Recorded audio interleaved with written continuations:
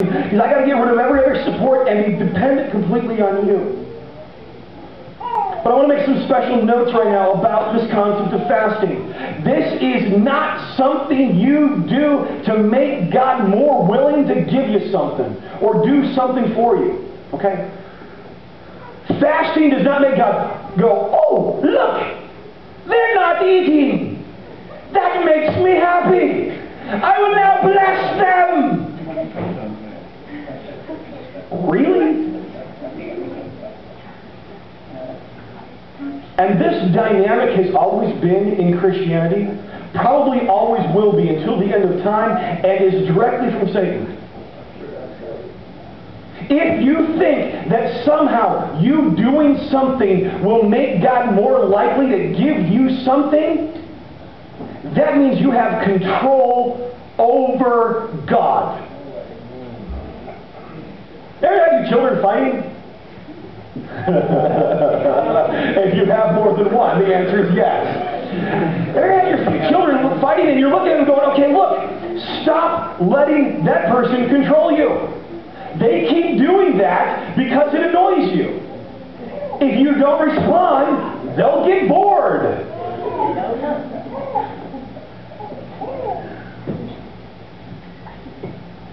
That's not you and God. You can't do something to annoy Him or make Him so happy that He's like, oh, I really didn't want to bless Him, but now I will because, oh my word, that's really beautiful. That gives you control over God. Fasting is about you, not about God. You see, fasting is always combined with prayer, and fasting is about you saying, I must pursue God and remove distractions from my life. Well, why food, Brian? Because food is everything in our life. It's nutrition. Well, sometimes. We use food for socialization. We use food for distraction. We use food for pleasure. We use food for everything. Occasionally we use food for fighting.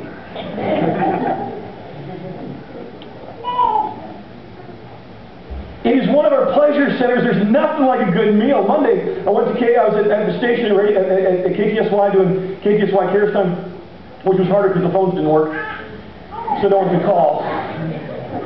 We love you, but you can't call us. We won't pray with you because we can't talk to you. And I needed to meet with one of our suppliers, one of our vendors, and they had said, well, we want to take you guys out to Olive Garden. So I said, I will meet them at Olive Garden. Because they're paying. And Olive Garden's all right. And I had a good meal at Olive Garden. And you know how it is when you go to a restaurant you've been to a lot? I mean, I said Olive Garden. Right now, if I just had to say, you can't look at the menu, what are you going to order? A good chunk of you already know, well, if I don't, I got at least like 2 or 3 favorites that I can go with that are always really good. And this is, maybe no one else is like me, but it's always frustrating because you go and you're like, I want to try new things, but if the new thing isn't as good as my standard, then I feel a little bit ripped off. Because I'm not going to be able to go like tomorrow and get the fix, you know.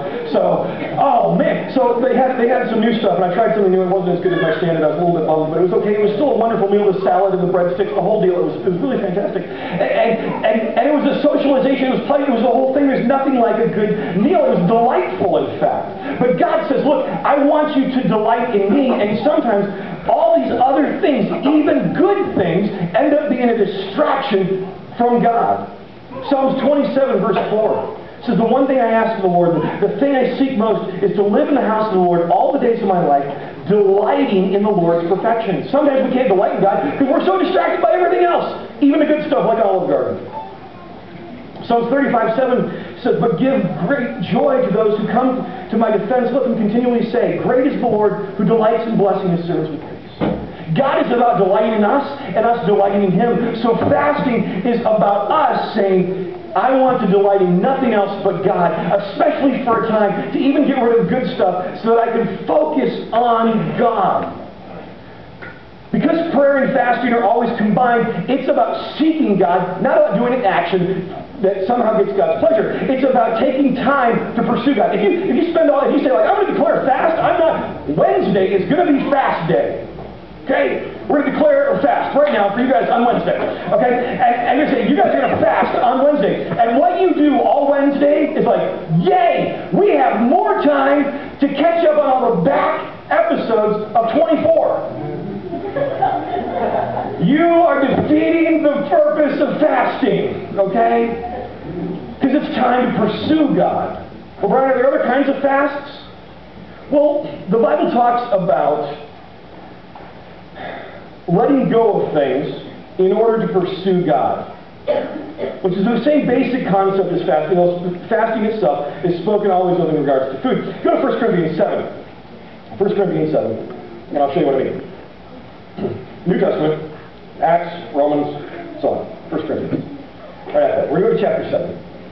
And now, 1 Corinthians is written by a guy named Paul. Paul is writing to this church. They asked him a bunch of questions, and he's answering their questions. And the first thing that they have is like, is it okay to get married? So that's what we're going to talk about. 1 Corinthians 7. Now, regarding the question you asked in your letter, yes, it is good to live a celibate life.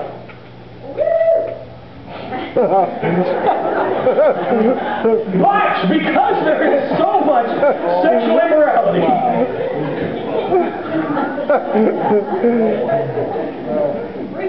each man should have his own wife, and each woman should have her own husband. We're going to pray for you. The husband, now here's the thing, keep reading this, stay focused on this, stay focused on the word. The husband should fulfill his wife's sexual needs. And the wife should fulfill her husband's needs. The wife gives, I'm not just making this up, this is from the Word, okay? The wife gives authority over her body to her husband, and the husband gives authority over his body to his wife. I have to say this right now, it's not the point of where I'm going, but don't use this over your spouse to say, you have to do this, or we have to do this. This is about mutual submission to each other, and respect for each other, and being careful to protect the marriage relationship. So don't rip this out of context and have us have to come and pray over you. Now, verse 5.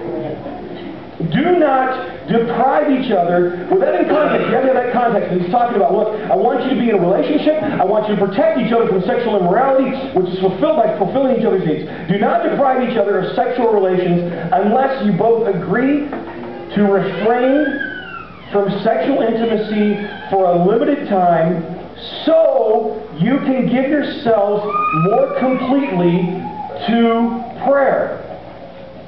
This is what we could call here a sex fast. Stop so that you have more time to pursue God for a specific reason, to pursue Him, to go deeper and closer with Him, to be more in connection with God. Stop, then continue what is good. Could there also be then a television fast? How about an internet fast? For some of you in here, who are my friends, a Facebook fast. Media fast. A fast from music. Well, a fast from children. Amen. You have to be fast to get away from the kids. For having a headache, that was really well done, Jakes. Good job. A noise fast. What are the things that are even perhaps good things that you take pleasure in that deprive you from God? You see, the same principle that plays out in your own human relationships, which is